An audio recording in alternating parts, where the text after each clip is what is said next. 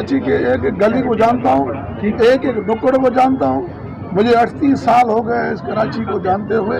मुझे ये भी पता है कि चोर कहाँ रहते हैं, शरीफ लोग कहाँ रहते हैं, बदमाश कहाँ रहता है, ठग कहाँ रहता है, और कहाँ कहाँ कब्जा है, कहाँ गरीब है, कहाँ बदमाश है, ये सब चीज़ को मैं जानता हूँ। मैं 97 पे इस वक्त खड़ा हो रहा हूँ, तो 97 के मसलों से मैं बावाकुफ़ हूँ। मेरी यहाँ बिरादरी रहती है, यहाँ मेरे लोग रहते हैं, यहाँ मेरे दोस्त रहते हैं, मेरे अजीज़ अकारब रहते हैं। मुझे एक एक चीज़ का पता है कि क्या यहाँ मसले मसाइल हैं। यहाँ जो भी आया है वो खा पी के घर चला गया है, गरीब के मसले को नहीं सुना। मैं आप में से हूँ और आप में ही रहूँगा, और ना मैं इधर हुक्म चलाने के लिए आया हूँ। मैं खादम हूँ, खादम रह कर रहूँगा, और आपके बीच में रहकर आप लोगों के मसलों को, मसाइल को हल करने तक मैं चैन से नहीं बैठूँगा। आप सही कह रहे हो, मगर बात यह है कि देखो नया बंदा है, वो इस इलाके में एक ब्यूरोक्रेट अफसर के हिसाब से रहा है, यानी वाकई वो इस गलियों कूचों को और हर सिलसिले में वो उसको जानता भी है, अच्छे को बुरे को सबकी उसको पहचान है। ग्रुप होते हैं, हर पार्टी में होते हैं, लेकिन उन ग्रुपों में वो इतनी शिद्दत नहीं होनी चाहिए कि एक दूसरे को बर्दाश्त ना करें।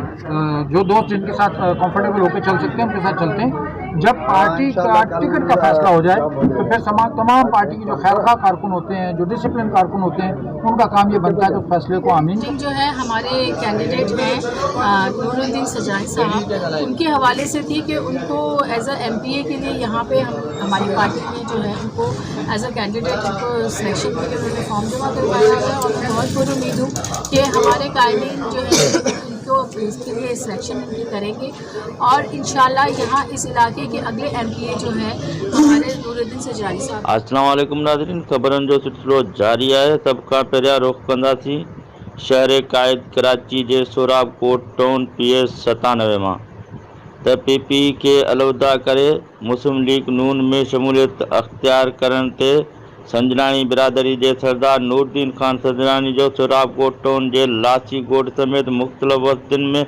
ज़बरदस्त आजियां विक विक ते गुलनि जी वर्खा, नवाज़ शरीफ़ जे नारनि सां इस्तक़बाल, PS 97 जे तक ते मुतक़व उम्मीदवार जे सीट ते सरदार नूरुद्दीन संजनानी जो लासी ॻोठ में सिंध जे सूबाई नायब सदर ग़ुलाम सरवर तुनियो वटि तुनिया हाउस ते आमद ऐं तारीफ़ी गॾिजाणी। इन मौक़े ते मीडिया सां ॻाल्हि ॿोल बात गॾा प्रेस क्लब कराची जो दौरो।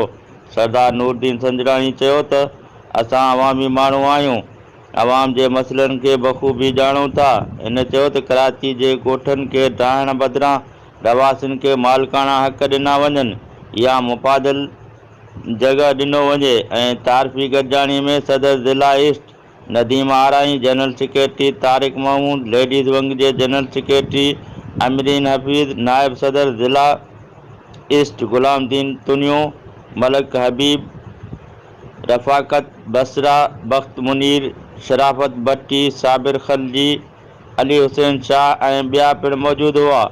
उन बाद गॾा प्रेस क्लब जे दौरे ते पहुचण वक़्तु सदर जयराम परिहार, चेयरमैन मीर अलीगोर बलोच, मुजीब रहमान बुरफ़त, मोहम्मद सालिम डायरी मौजूदु महिमाननि जी आजियां कई ऐं सिंध जे सक़ाफ़त अजरक पिणु पाराया विया।